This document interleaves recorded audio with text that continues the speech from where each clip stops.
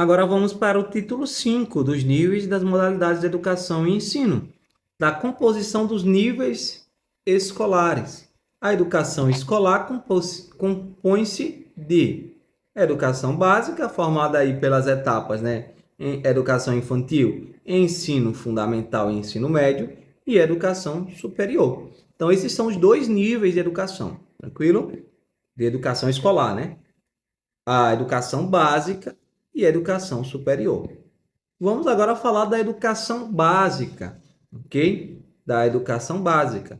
A educação básica tem por finalidade. Qual é a finalidade da educação básica? Desenvolver o educando, assegurando-lhe a formação comum indispensável para o exercício da cidadania, fornecendo-lhe meio para progredir no trabalho e nos estudos posteriores. Essa é a finalidade da educação básica.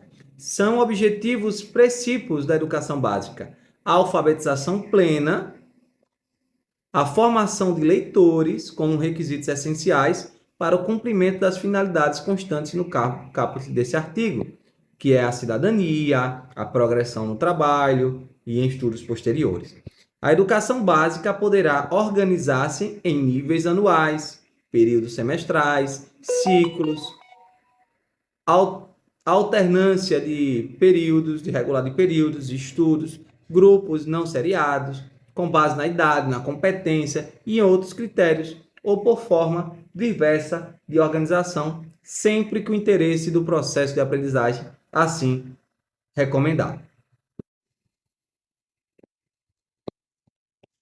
A escola poderá reclassificar os alunos, inclusive quando se tratar de transferências entre estabelecimentos situados no país e no exterior, tendo como base as normas curriculares gerais. Então, a escola pode fazer uma reclassificação do aluno aí. O calendário escolar deverá adequar-se às peculiaridades locais, inclusive climáticas, econômicas, a critério do respectivo sistema de ensino, sem com isso reduzir o número de horas letivas previsto nessa lei. Então, o calendário pode ser organizado de uma outra forma, não precisa começar ali em fevereiro e terminar em dezembro, dependendo aí do clima, do local, da economia do local. Às vezes é melhor começar em outro período, terminar em outro período, não tem problema, ok? Agora, isso sem reduzir o número de horas letivas previstas nessa lei. A educação básica nos níveis fundamental e médio será organizada de acordo com as seguintes regras: carga horária mínima anual será de 800 horas para o ensino fundamental e para o médio. Calma que essas 800 horas já houve uma alteração, mais na frente a gente vai falar. Distribuídas por no mínimo de 200 dias letivos, né? Efetivos, né? Excluindo o tempo reservado para os exames finais, quando houver. Então, a carga horária para o ensino fundamental e médio, 800 horas, ok? Distribuída aí no mínimo de 200 dias efetivos de trabalho escolar, excluído o tempo reservado aos exames finais, quando houver. Tranquilo? Mas calma que a gente vai ver ali uma alteração.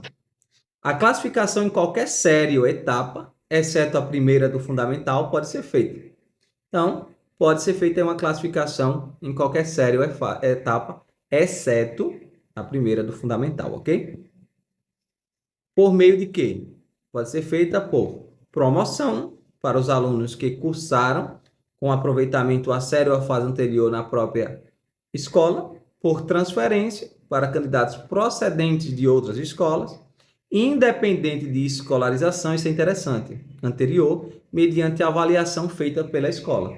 Então, a escola avalia o aluno e vê que ele tem habilidades para tal classe, tal ano, né, tal série ali, que defina o grau de desenvolvimento e a experiência do candidato e permita sua inscrição na série ou etapa adequada, conforme regulamentação do respectivo sistema de ensino. Tranquilo?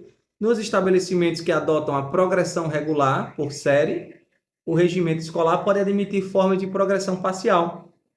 Progressão parcial, gente, que o aluno vai, passa para outra série, mas cumpre ali, fica devendo uma matéria, alguma coisa. desde que preservada a sequência do currículo, observando as normas de respectivo sistema de ensino. Poderão organizar-se em classes ou turmas, com alunos de séries distintas, com níveis equivalentes de adiantamento na matéria, para ensino de língua estrangeira, artes ou outros componentes curriculares. A verificação do rendimento escolar observará os seguintes critérios: a avaliação contínua e cumulativa do desempenho do aluno, com prevalência dos aspectos. Cuidado que essa aqui cai, viu? A verificação do rendimento escolar observará os seguintes critérios: a avaliação é contínua e cumulativa, com prevalência dos aspectos qualitativos sobre os quantitativos, ok? Então, a prevalência é dos aspectos qualitativos sobre os quantitativos. Cuidado que eles trocam nas questões. E dos resultados ao longo do período sobre os de eventuais provas finais. Veja, o resultado ao longo do período, ao longo do ano, por exemplo, sobre os de eventuais provas final. Então, você não vai analisar só a prova final, vai analisar ali, principalmente, o desenvolvimento ao longo do período. Tranquilo? A ideia é prevalecer o qualitativo em relação ao quantitativo. Possibilidade de aceleração de estudos para alunos com atraso escolar. Possibilidade de avanço nos cursos e nas séries mediante verificação do aprendizado. Aproveitamento de estudos concluídos com êxito. Obrigatoriedade dos estudos de recuperação, de preferência paralelos ao período letivo, para os casos de baixo rendimento escolar, a serem disciplinados pelas instituições de ensino em seus regimentos. O controle de frequência fica a cargo da escola, conforme disposto no seu regimento e nas normas do respectivo sistema de ensino, exigida a frequência mínima de 75% do total de horas letivas para aprovação. Okay? Então, é exigida essa presença de 75%. Cabe a cada instituição de ensino expedir históricos escolares, declarações, isso aí, diplomas e tal. A carga horária mínima, isso aqui é interessante, é isso aqui que eu estava falando.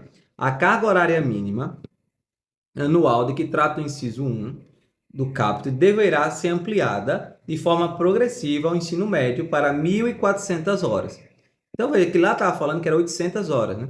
Agora, deve ser ampliada para 1.400 horas, progressivamente, devendo os sistemas de ensino oferecer, no prazo de 5 anos, pelo menos 1.000 horas anuais de carga horária, a partir de 2 de março de 2017. Como já estamos em 2024, já passou esses 5 anos, então, atualmente, a carga horária mínima para o ensino médio é de 1.000 horas, ok? Mínimo 1.000 horas e pode chegar até 1.400 horas, tranquilo? Os sistemas de ensino disporão sobre a oferta de educação de jovens e adultos e de ensino noturno regular, adequando as condições do educando, tranquilo.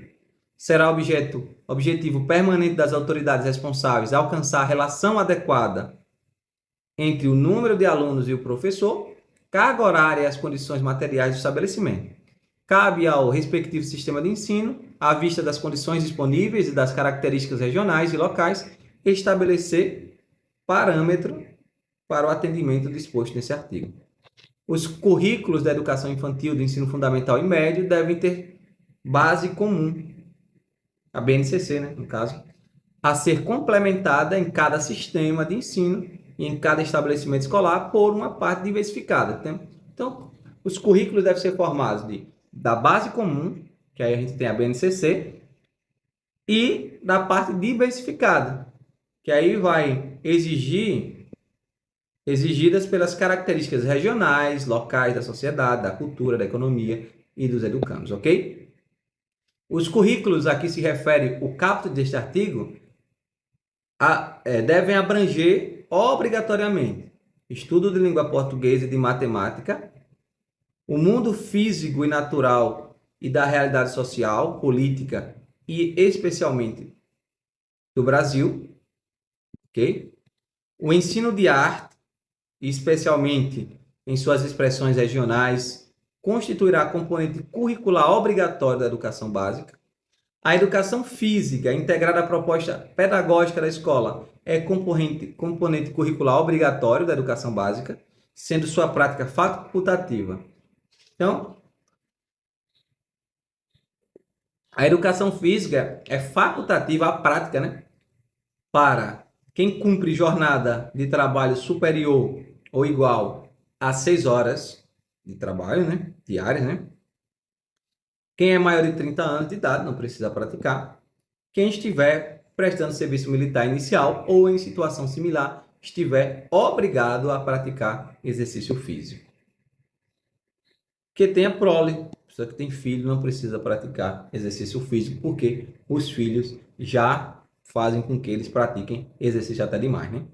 O ensino de história no Brasil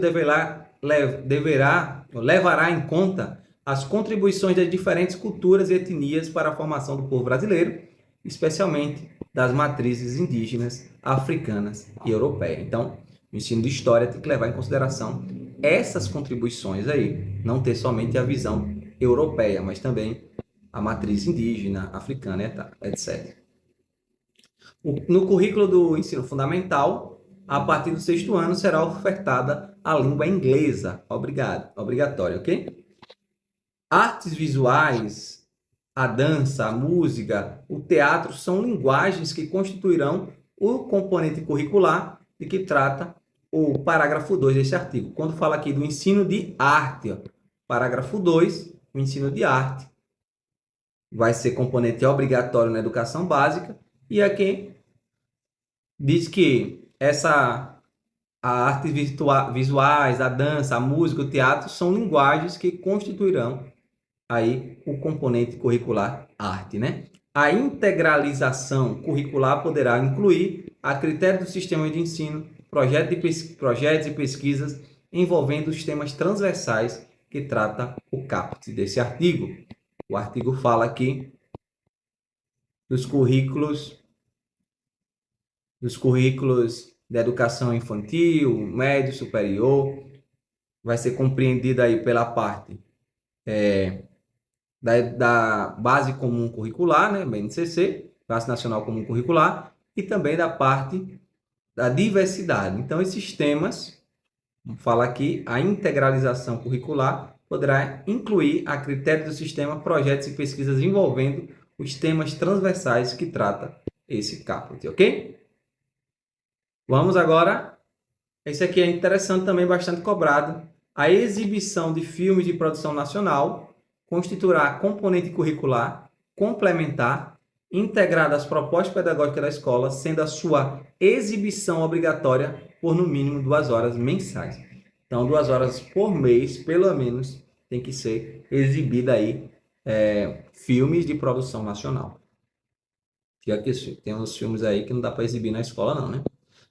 Conteúdos relativos aos direitos humanos e à prevenção de todas as formas de violência contra a criança, adolescente e a mulher serão incluídos como temas transversais nos currículos de que trata o caput deste artigo, observadas as diretrizes da legislação correspondente e a produção e distribuição de material didático adequado ao nível de ensino.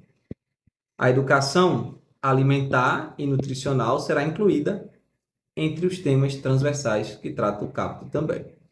A inclusão de novos componentes curriculares de caráter obrigatório na BNCC dependerá de aprovação do CNE, Conselho Nacional de Educação, e de homologação do Ministro do Estado da Educação. A educação digital, com foco no letramento digital e no ensino de computação, programação, robótica e outras competências digitais, será componente curricular de ensino fundamental e médio. Nos estabelecimentos de ensino fundamental e médio, públicos e privados, torna-se obrigatório o estudo de história e cultura afro-brasileira e indígena. Isso é bastante cobrado, ok? Ensino fundamental e médio tem que ter, tanto no público como no privado, o estudo da história e da cultura afro-brasileira e indígena. O conteúdo programático que se refere a este artigo incluirá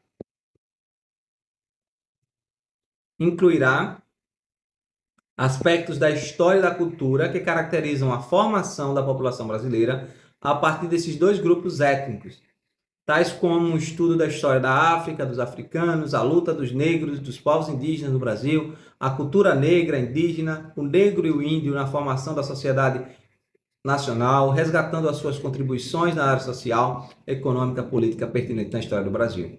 Os conteúdos referentes à história e à cultura afro-brasileira e dos povos indígenas brasileiros serão ministrados no âmbito de todo o currículo escolar, em especial nas áreas de educação artística e de literatura e história brasileira.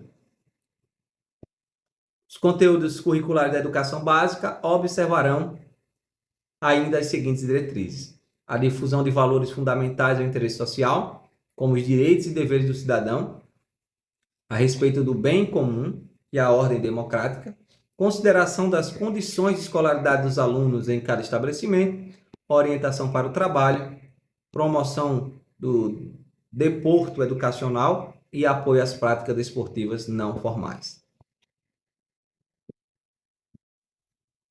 Na oferta de educação básica para a população rural, os sistemas de ensino promoverão as adaptações necessárias à sua adequação e às peculiaridades da vida rural de cada região.